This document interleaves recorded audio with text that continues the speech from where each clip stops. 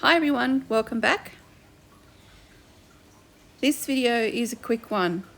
My obsession lately has been drawing waves or teaching myself how to draw waves with depth. Not an easy project, but I thought I would do a quick video showing you how I'm traveling along and what I'm doing to teach myself.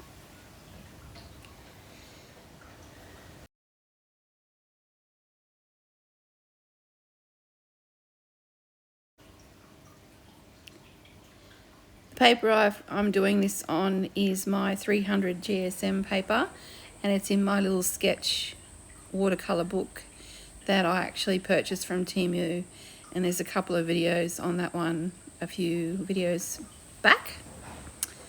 I'm drawing out first with my I think it was my H pencil, so it's a light lead, just the rough area of where I want the shapes to be and where I want the wave to come crashing down. I'm trying to give it the look of a couple of waves on a beach looking out to sea. There won't be any sand in this, it will just be all water. This was quite a big learning curve. I did a couple of sketches first in one of my other books. I saw a very quick tutorial somewhere, I think it was on a short somewhere, of a person drawing a cylinder and then drawing the wave from that. So that's how I started drawing these waves. And then, as you'll see, I start to drop the colours in. It actually turned out pretty well. I learnt a couple of things that I would do different next time, which is always what painting is about, especially for me. I'm learning as I'm going. And I find that if I sketch something first, it helps. A couple of you have asked what this is. This is my kneadable eraser. I got this a while ago now. What it does is you can knead it like Play-Doh almost into a shape. If you want a fine area or a small area, you can clean it by pulling it apart and sort of stretching it. You can also wash them in warm soapy water. I haven't tried that yet. And they don't leave a rubber residue. They just wipe the pencil off the paper, and they leave a very faint line if you want them to, or they can rub it out completely. I'm still learning how to use it where you dab it, but it's a good thing to have in your tools if you don't want that rubber residue everywhere. So here I'm just taping off my page because I like the way that looks when you do your painting, so I think it makes it look a little bit more framed. And then I start my watercolour.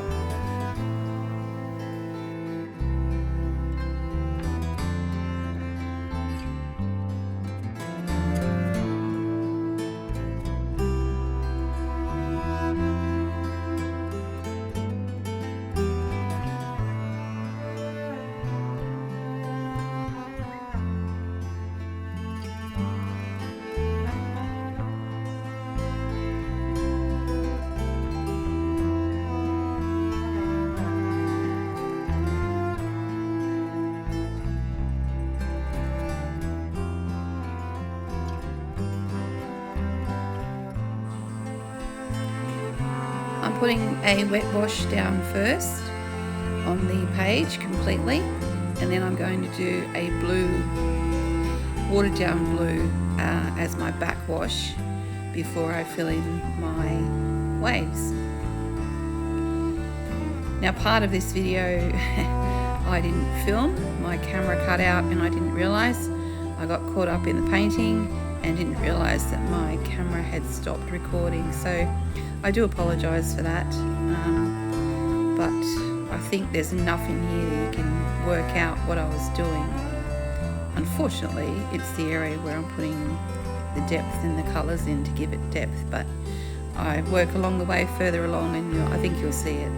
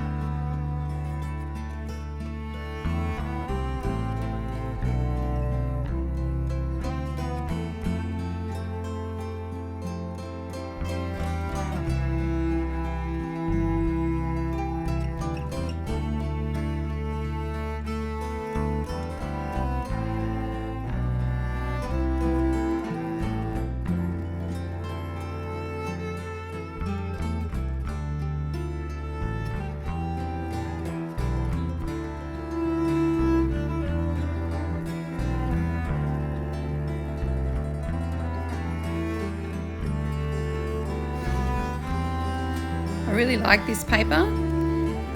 You can really put a lot of water on it and it behaves beautifully. It doesn't warp too much, and it definitely doesn't bleed through. I've never had a painting bleed through on this little book. And it also doesn't remove the paper when you have a lot of water on it. Sometimes with your paint work, with your brush work, you can start lifting the paper away. But this 300 GSM is the thickness of it. I don't know what that equates to in America or the UK, but it's beautiful thick paper, and I'm really loving it. I really noticed the difference when I purchased another book, but it is definitely not 300. It said it was 220, but I don't think it is. I've tried putting watercolour on it and it's bled through, the page is warped. You can't paint back to back. I've had to convert that one into just a sketchbook and light colouring because it just bleeds too bad. But this one is great.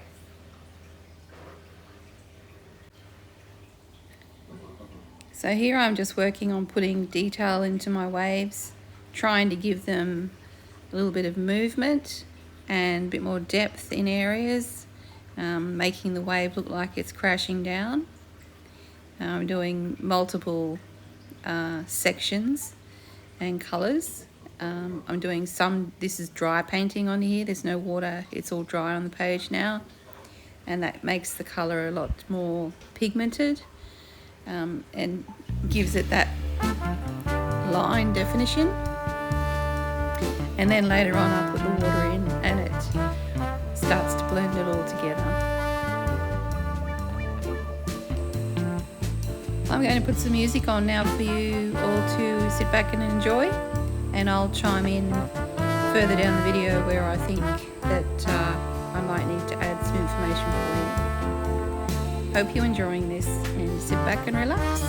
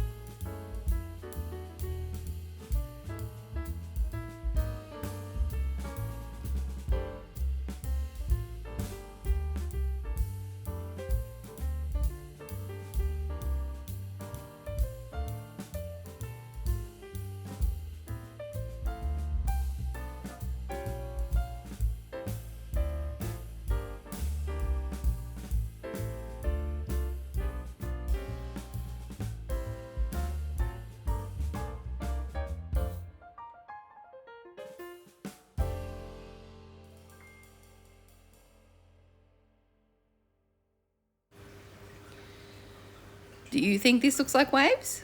I think it's really starting to come along quite well. I wanted to put a bit of yellow into the sky. It looked a little bit too, I don't know, pink. So I've just put a little bit more yellow in, blending it through to give it more of a sunset feeling. And then I leave this to dry completely overnight so that I know it's fully dry. And then I get out my gouache, and that's where it really starts to come together.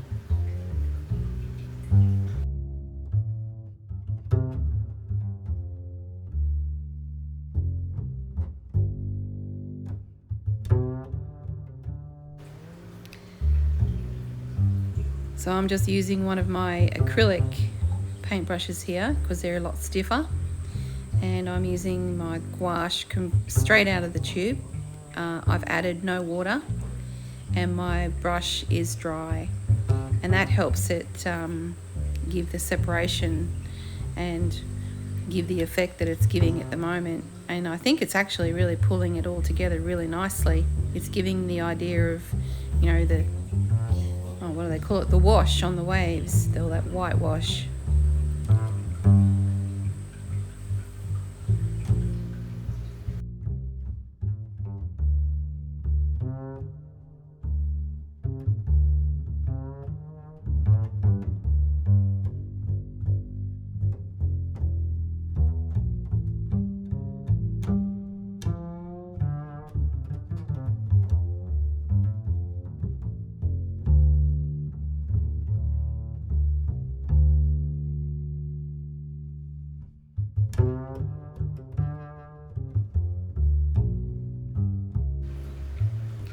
This part's always my favourite part, removing the tape.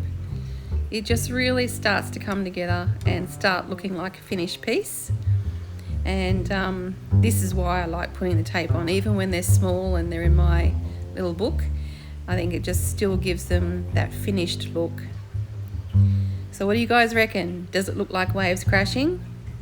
I'm actually pretty chuffed with my first attempt at watercolour wave like this. I'm really happy with it, and I'll definitely be doing more of these, and I might even bring you on the journey.